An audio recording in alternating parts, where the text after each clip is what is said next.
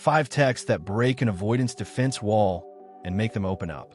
Avoidants are some of the most confusing people you'll ever emotionally engage with. They shut down when you try to connect, give you one-word responses when you're trying to have real conversations, and often make you feel like you're talking to a brick wall. But here's the twist. While they may act completely unreachable on the surface, that doesn't mean they can't be reached. In fact, some avoidants are secretly craving the right words to help them feel safe enough to open up. They just won't admit it, not to you, not to themselves, and not even to their closest friends. It's like they're in a private emotional war, craving connection but terrified of being seen as weak or needy. If you've ever walked away from an avoidant thinking there was no way to get through to them, this video might make you reconsider. Let's talk about 5 subtle but powerful texts that can break down their defense wall and make them feel safe enough to share what's really going on inside. The first text that breaks an avoidance defense wall is the non-threatening observation. Here's what you do. Instead of asking direct questions about their feelings, you simply observe something about their behavior without making it about you. For example, instead of texting, "Why are you being so distant?" you text, "I notice you've been working late a lot lately." That must be exhausting. This works because avoidants feel safe when they're not being emotionally cornered. They panic when they feel like they're being asked to explain their inner world, but they relax when someone simply notices their external reality without demanding an emotional response. The key is to make it about their experience, not your feelings about their behavior. When you text, "You seem stressed about that project," instead of "You're ignoring me because of work," you're giving them permission to share without feeling trapped. Their brain doesn't go into defense mode because you're not asking them to be vulnerable. You're just acknowledging what they're going through. This creates a small crack in their wall because for the first time, someone is paying attention to their world without trying to extract emotions from them. They might actually text back and tell you more about what's happening because sharing facts about their stress feels safer than sharing feelings about your relationship. The second text that breaks an avoidance defense wall is the appreciation without expectation. Here's what this looks like. You text something like, "I was thinking about how you always remember to check if I got home safe. That means a lot to me." Or, "I appreciate how you listen when I talk about work stuff, even when it's boring." This works because avoidants are constantly worried that they're not good enough at relationships, but they're also terrified of being put on the spot about their feelings. When you acknowledge something they do well without asking for more, their nervous system relaxes. They're not being asked to perform or explain themselves. They're just being seen for the ways they already show care. The magic happens because avoidants actually do care deeply, but they show it through actions rather than words. They might not say, "I love you" easily, but they'll make sure you have gas in your car or remember your important meeting. When you notice these things and appreciate them without demanding emotional declarations in return, you're speaking their language. They start to feel valued for who they are, not criticized for who they're not. This often leads to them sharing more because they feel safe and appreciated. They might text back something like, "I'm glad you noticed that," or even share why they do those things. The key is that you're not asking them to change or be more emotional.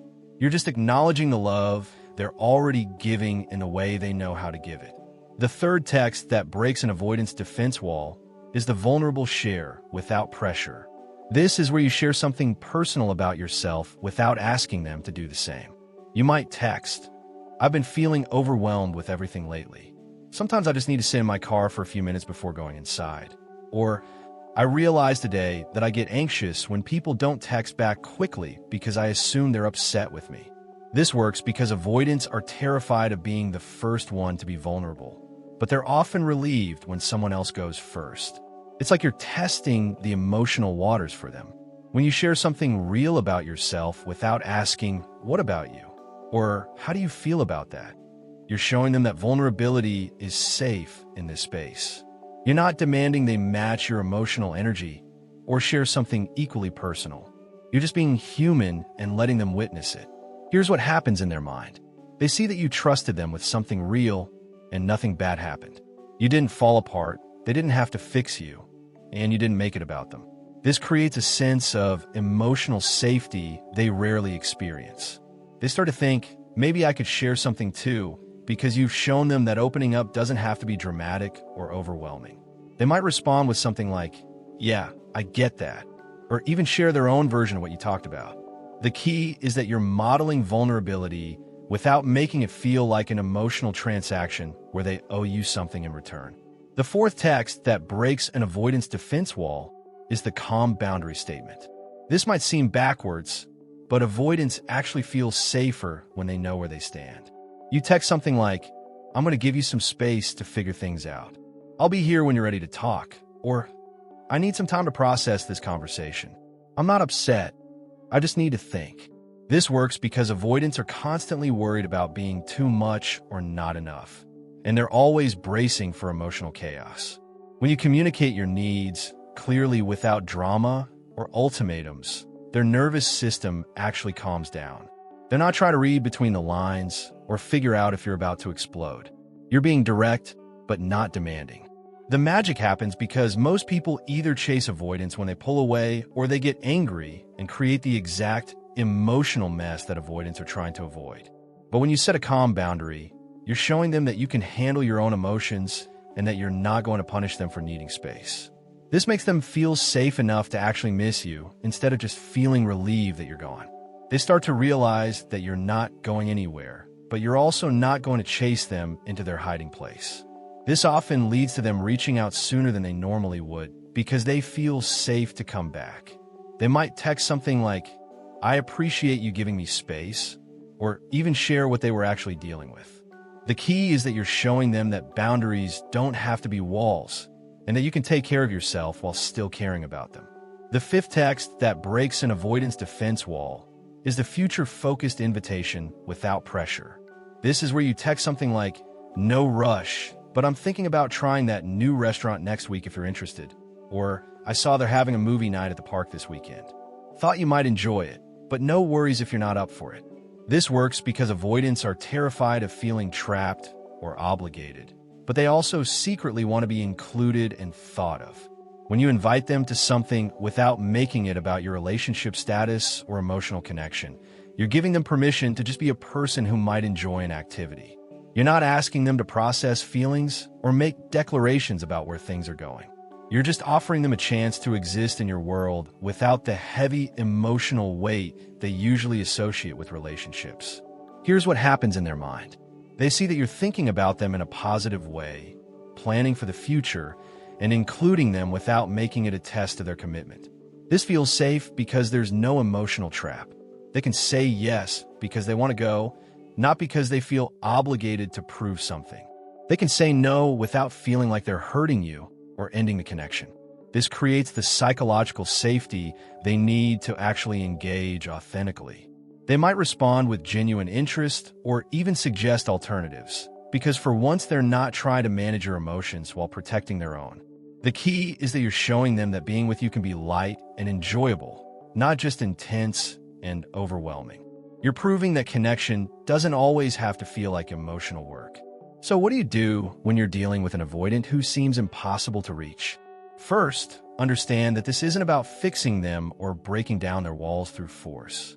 These texts work because they respect the avoidant's need for emotional safety while still creating opportunities for connection. You're not trying to turn them into someone they're not. You're just learning to communicate in a way that feels safe to their nervous system. Remember that avoidants aren't avoiding you because they don't care. They're avoiding vulnerability because it feels dangerous to them. When you use these approaches, you're showing them that connection doesn't have to be scary or overwhelming. But here's what you need to know. Even if these texts work and they start opening up more, that doesn't mean they're suddenly going to become emotionally available overnight. Real change takes time, and they have to want to do the work on themselves. You can create safety, but you can't force growth. Don't ignore your own needs while you're being patient with theirs. You deserve someone who's willing to meet you halfway, even if they do it slowly and in their own way. If you try these approaches and they still remain completely closed off, that's information too. It might mean they're not ready for the kind of connection you're offering, and that's okay. You can't love someone into emotional availability. In the end, these texts are tools for connection, not manipulation. Use them to create genuine understanding, not to try to control someone's feelings.